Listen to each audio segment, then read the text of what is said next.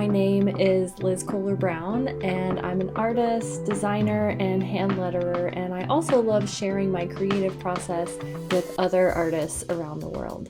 I actually started out in ceramic art. I was making sculptures and functional work like mugs and vases, but I really went through this period where I just couldn't sell my work at all, or even if I did sell it, I didn't make any profit. So I just got really frustrated by the process of not making any money from my art, and literally threw out all of my art supplies and took a big break from my creative work. I think taking a break from my art was exactly what I needed at that time, but towards the end of that period, after about a year of not making any art, I was really craving some creativity in my life. I bought an iPad and I started learning how to draw and make patterns on the iPad, and that really changed everything for me because that's when I started selling work and actually making a profit. I made my first few sales on print on demand, which is a process where you upload digital designs to a website and a company prints it whenever the customer makes a purchase. So you don't have to hold any inventory, you don't have to ship anything, you just upload your designs and the companies sell them for you, which is an amazing arrangement for the artist. I really do remember that feeling of selling my very first pattern online. I had uploaded some patterns with my husband and we were just talking about this whole concept of print on demand. I did this little demonstration just to show him how the company worked, and we just closed the computer and thought nothing more of it. Then when I woke up in the morning, there was a notification in my email that said a pattern had sold and this is the amount of money you get. And I just couldn't believe that someone out there on the internet had put money into my account and all I had to do was upload some art.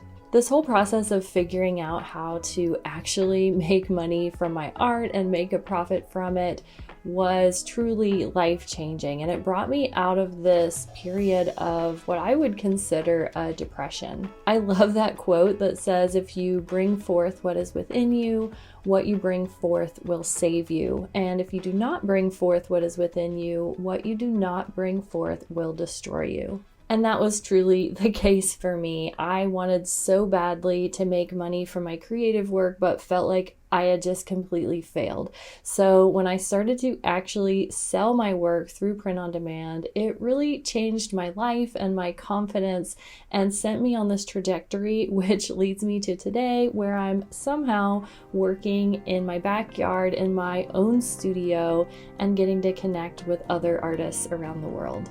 So now I make artwork for things like greeting cards, calendars, stickers, fabric, and wallpaper. You know, I started selling my art before we even had internet all over on our phones and computers. I was literally selling pots in galleries, talking to people about my ceramics, going to craft fairs, lugging boxes of clay and finished work around. So I can really appreciate how incredible it is to just upload a digital image to the internet and have someone purchase it. Not only is that whole process amazing, but the fact that we get to resell our digital images over and over and we still retain the copyright to them is such an incredible opportunity for artists because, you know, in the old days, you make one piece of art, you sell one piece of art, and now we get to create one piece of art and share it with people all over the world.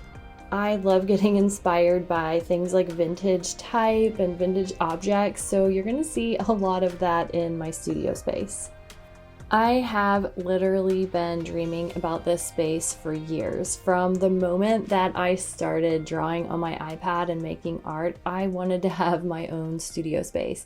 But at the time when I was taking this break from creative work, we had actually moved to Thailand. My husband and I decided to sell everything, quit our day jobs, and move to Thailand to try to make this whole online income from creative work thing happen for us. Because when we were in the US, spending so much money, working 40 hours plus a week, it just wasn't happening for us. So when I first started drawing on my iPad, we're in Thailand, we're in these apartments in Chiang Mai, and we would literally rent like a 1-bedroom apartment and I would do my work out of there. I would also film classes out of there and put them online for other creatives to watch.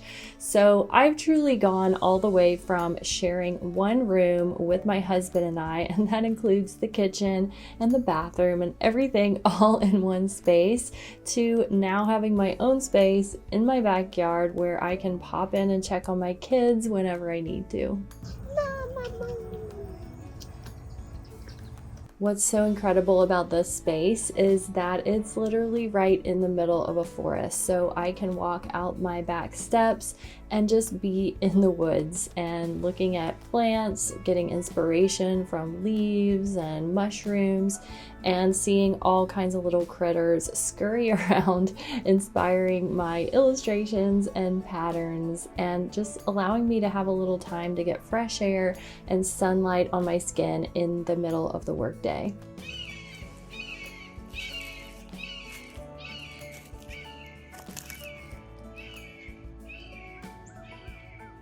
You know, sometimes I'll be really struggling to complete a drawing and I just can't figure out why it isn't working.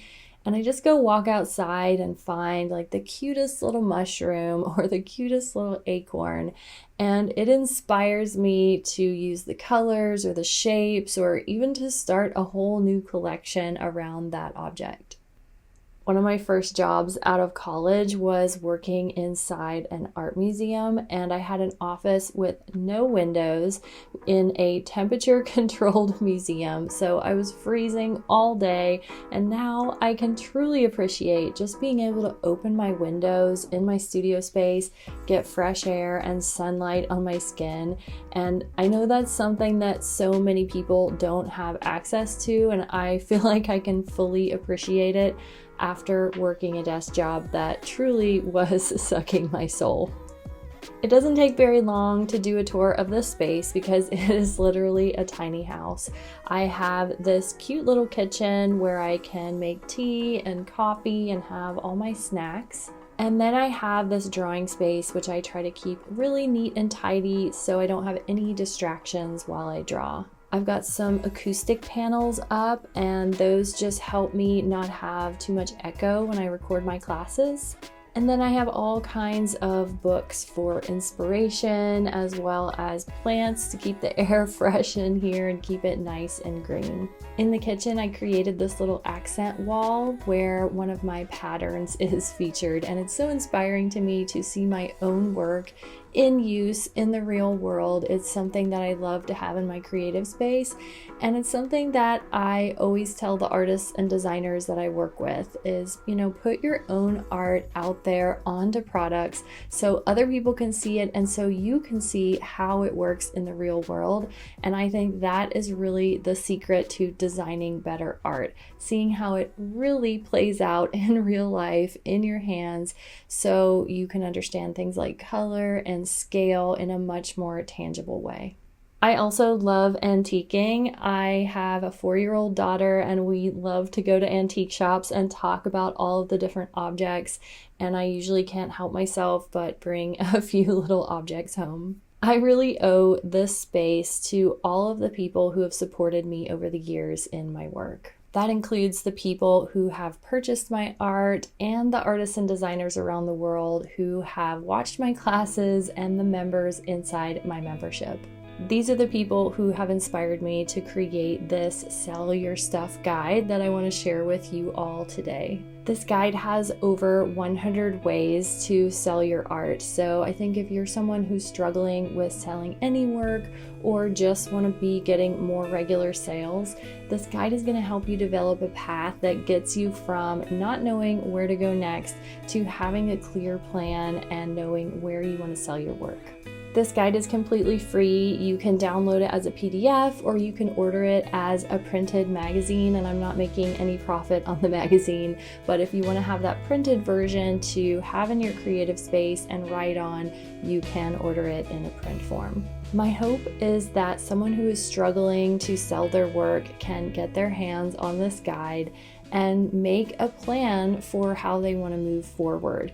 So I've put so many different ideas in there and so many ways to help guide you toward the ways that are going to be best for your style and interests.